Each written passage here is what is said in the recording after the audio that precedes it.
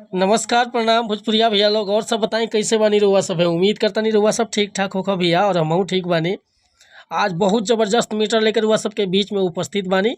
सावन special कांवर गीत, और दिल से बताओ तानी भैया कि एक नया म्यूजिक बनवा के आ बढ़िया ढंग से गायकी कर देतानी, जयकारा वयकारा लगवा के, तो गाना 100% बच जाए भैया।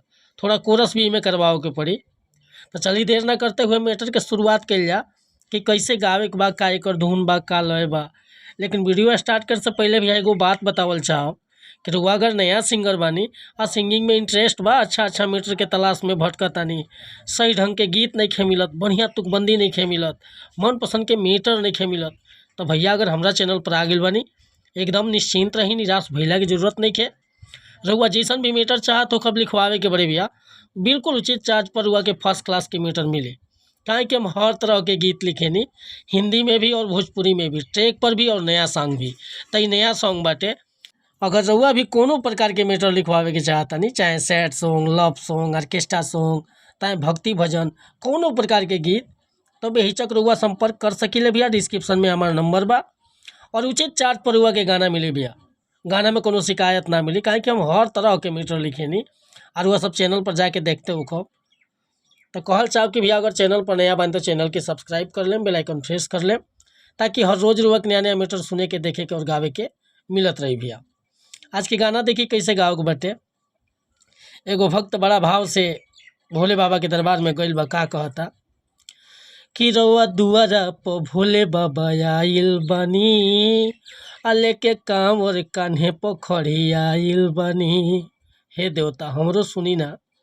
रउआ दुआरा प भोले बाबा आइल बानी, आ लेके कांवर कान्हे प खड़ी आइल बानी। आ तनी हमरो प दे दीही ध्यानवा हो, एक टक भइल बा नया नवा हो, नया नवा हो, दे दी हमरो के तनी दर्शनवा हो। एक टक भइल बा नया नवा हो, नया नवा हो, दे दी हमरो के तनी दर्शनवा हो। रउआ दुआरा प भोले बाबा आइल बानी, आ लेके कांवर कान्हे प खड़ी आइल बानी। आ तनी हमरो प दे दीही ध्यानवा हो, एक टक भइल बा नया नवा हो, नया नवा हो, दे दी हमरो के तनी दर्शनवा हो। एक टक भइल बा नया नवा हो, नया नवा हो, दे दी हमरो के तनी दर्शनवा हो।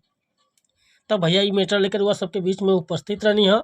उम्मीद करता नहीं कि मीटर पसंद आयल हो। अगर पसंद आयल बा, फुल गीत लिखवावे के चाहता नहीं, तो बेहिचक हमरा व्हाट्सअप नंबर पर संपर्क कर सकीले।